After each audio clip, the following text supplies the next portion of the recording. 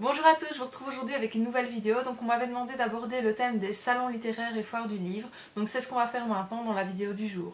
Alors qui pouvez-vous retrouver lors de ces événements? Tout d'abord, vous pouvez y trouver des lecteurs, vous pouvez également y trouver des auteurs, qu'ils soient auto-édités ou édités, également des éditeurs, des imprimeurs, tout ce qui est illustrateur. Et de plus en plus, nous rencontrons lors de ces salons des blogueuses ou blogueurs, des chroniqueurs et booktubeurs. Donc des booktubeurs, c'est des personnes qui parlent de livres sur YouTube et donc qui viennent en fait présenter leur univers également, c'est-à-dire leur page, leur blog ou leur chaîne YouTube pour justement présenter le type de, de littérature qu'ils chroniquent et comment ils fonctionnent un petit peu, justement pour faire connaître leur chaîne ou leur page, mais également pour rencontrer des auteurs et souvent voilà, effectuer des partenariats ou des services presse. Quand se déroulent ces salons du livre? Alors c'est toute l'année, il vous suffit de regarder un petit peu ce qui se passe dans votre pays si vous êtes en Belgique parce que c'est pas très grand, ou dans votre région si vous êtes en France, mais il y en a vraiment tout au long de l'année et ce que je vous conseille c'est de participer à l'un d'entre eux, de faire connaissance avec des auteurs et qui seront évidemment, enfin en tout cas pour la plupart, ravis de vous faire part de leur prochaine date de dédicace et de vous donner un petit peu voilà, des retours sur les différents salons auxquels ils ont participé précédemment. Où cela se déroule-t-il? Alors clairement ça peut se dérouler dans le patelin à côté de chez vous, également dans votre ville, mais aussi donc dans les capitales telles que Bruxelles ou Paris par exemple. Combien cela coûte-t-il? Alors clairement c'est il y a vraiment une telle variation, je ne peux pas vous donner vraiment une fourchette, mais disons que allez, pour la majorité des petits salons ou des salons de taille moyenne, entre guillemets, ça varie entre 25 et 75 euros. Et pour les plus gros salons, tels que par exemple la Foire du Livre de Bruxelles, on peut monter jusqu'à, voilà, 2500 euros le stand sans problème. Donc voilà, clairement, il y a une sacrée différence. Mais voilà, au moins comme ça vous avez une petite idée. Mais pour les salons, je veux dire, moins énormes que la Foire du Livre de Paris ou de Bruxelles, clairement c'est beaucoup plus abordable. On me demande également si cela rapporte de l'argent. Alors au début, clairement, ne vous attendez pas à vendre votre stock. Si vous pouvez rentrer dans vos frais, ce sera déjà un très bon début. Mais rapidement, si vous faites un petit peu quelques petites choses, justement, de vous montrer plus visible, de discuter avec les gens, de prendre le temps de bien expliquer, de travailler également la façon dont vous récitez votre synopsis ou dans la façon dont vous présentez votre livre, vous pouvez rapidement vendre plus de romans et donc avoir des bénéfices. Je vais donc maintenant vous citer quelques avantages et quelques inconvénients de la participation au salon littéraire. Pour ce qui est des inconvénients, c'est parfois la distance qui doit être parcourue. Donc nous, ce qu'on fait entre nous, donc au niveau des auteurs qui participent régulièrement à des salons littéraires, justement on essaye de faire un système de covoiturage quand on peut et ça permet en plus d'avoir entre guillemets la bonne ambiance pendant le trajet et de pouvoir discuter de livres et d'écriture, etc. avant même d'arriver au salon. Deuxième inconvénient, c'est évidemment le temps investi parce qu'on passe des week-ends entiers ou des longs week-ends très souvent parce que c'est sur plusieurs jours que ça se déroule où là on est complètement là, on n'est pas près de notre famille, on n'est pas disponible et justement on perd un petit peu ce temps et c'est pour ça que c'est vraiment très important de ne pas perdre la notion de plaisir de participer à ce type d'événement. Pour ce qui est des avantages, alors évidemment c'est la rencontre avec ses lecteurs, que ce soit de nouveaux lecteurs ou que ce soit des lecteurs à qui vous avez fait parvenir des colis ou pour moi des lecteurs numériques qui viennent ensuite me voir et que ce soit acheter ou en tout cas me rencontrer, mais acheter par exemple mes livres papier, enfin c'est un vrai bonheur. Deuxième point positif, c'est évidemment la rencontre avec les autres auteurs qui, au fur et à mesure du temps du temps qu'on passe ensemble et du nombre de fois qu'on se rencontre à différents salons, on devient vraiment des amis et cela amène donc au fait qu'on a une super ambiance en salon et c'est justement souvent pour ça qu'on est très content d'y aller parce que peu importe qu'on vende ou pas, même si c'est toujours mieux de vendre, eh bien on sait qu'on va passer de très bons moments en compagnie d'autres auteurs. Troisième avantage, c'est les bonnes bouffes parce qu'évidemment quand on va et qu'on est voilà, toute la journée là-bas, on mange et on mange que des bonnes choses. Je vais vous mettre, que des bonnes choses, évidemment, c'est pas forcément correct, mais je vais vous mettre quelques petites photos pour vous donner un petit aperçu.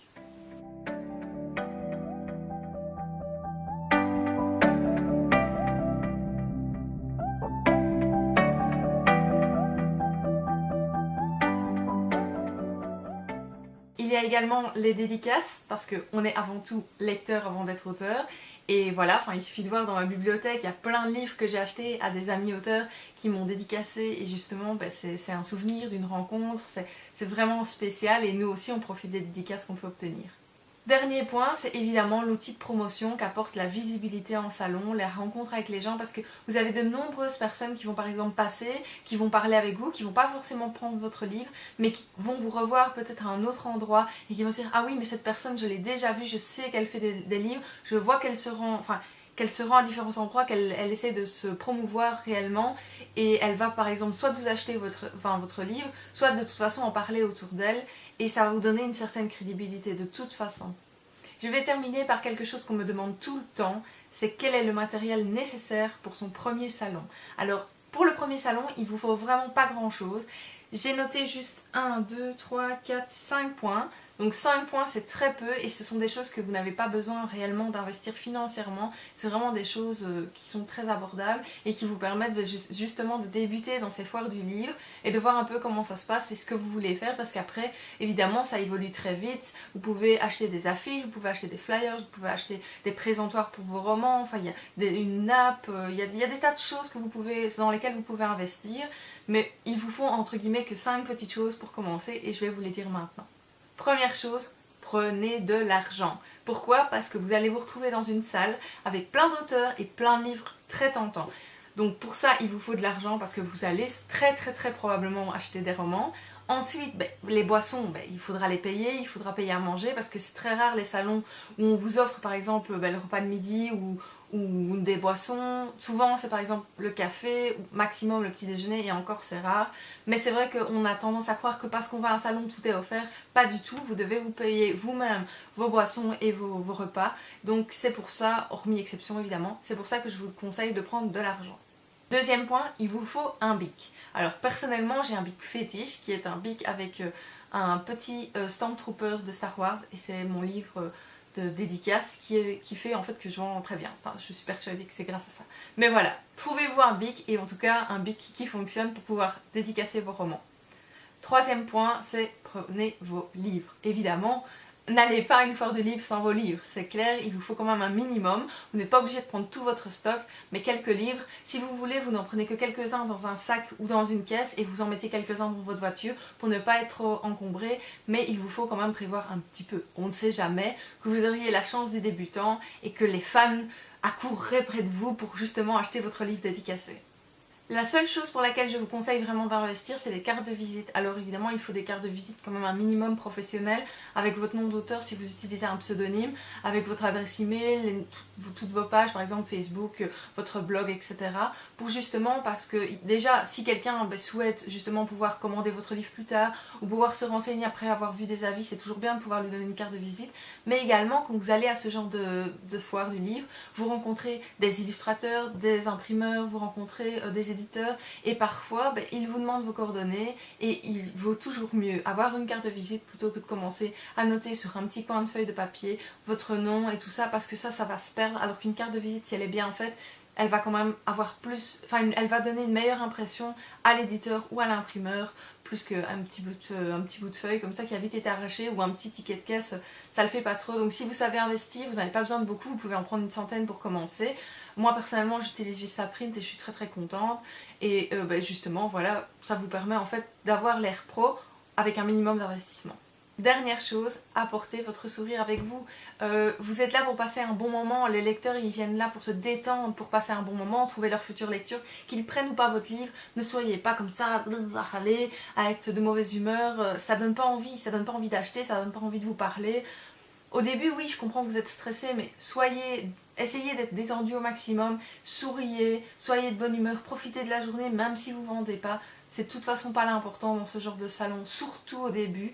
Et essayez de prendre de passer un bon moment, de prendre du bon temps. Parce que c'est avant tout ça les salons du livre et les foires du livre. C'est vraiment ce que, moi en tout cas pour moi c'est vraiment un super moment à chaque fois. Et vous pouvez le voir dans toutes les vidéos qui sont disponibles sur ma chaîne YouTube et toutes les photos que je poste régulièrement sur mon blog ou sur ma page Facebook.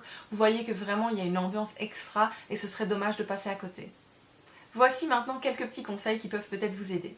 Premier point, ne vous découragez pas. Alors évidemment, vous pouvez ne rien vendre à un salon et puis que mais par contre avoir rencontré un lecteur qui va vous retrouver dans un prochain salon et acheter votre roman. Vous pouvez également aller à la foire du livre de Bruxelles, vendre comme un fou, vendre tout votre stock, ne plus rien avoir et puis par exemple participer à un autre salon et ne pas vendre un livre. Il n'y a aucune stabilité, en tout cas surtout au début, voilà, parce que justement vous commencez et vous pouvez avoir entre guillemets la chance du débutant et parfois vous pouvez ne rien vendre et tant pis, ne vous découragez simplement pas.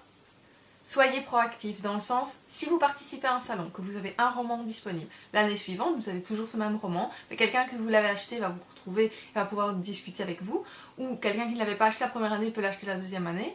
Mais la troisième année, quand vous participez avec le même livre et que vous n'avez rien d'autre à proposer, cela peut donner parfois une très mauvaise image et c'est bien d'amener justement du nouveau contenu pour les lecteurs qui vous ont acheté les livres précédents et qui cherchent justement à avoir du nouveau contenu.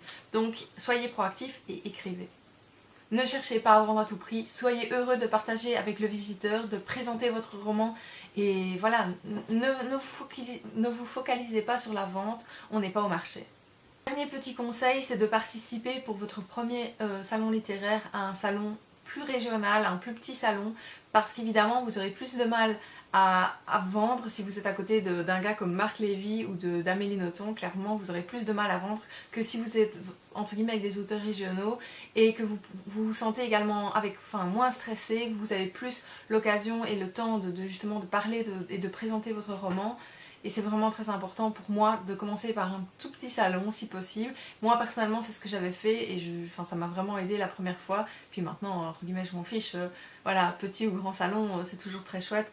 Mais pour commencer, moi c'est ce que je conseille. J'espère que cette vidéo vous aura plu. Si je n'ai pas répondu à une de vos questions, n'hésitez pas à la laisser en commentaire. Sur ce, je vous dis à très bientôt pour d'autres vidéos sur ma chaîne, d'autres posts sur ma page Facebook et d'autres articles sur le blog. Tout ce qui est des personnes du monde de l'édition, D'abord, nous avons tout d'abord... Alors, premièrement, ne vous découragez pas. Désolée, c'est mon chien. Ah, pour toutes celles qui ont demandé d'ailleurs, c'est pas le chien qui fait des crises d'épilepsie, c'est un des trois. Enfin, ils sont trois, donc il y a également des imprimeurs, des éditeurs.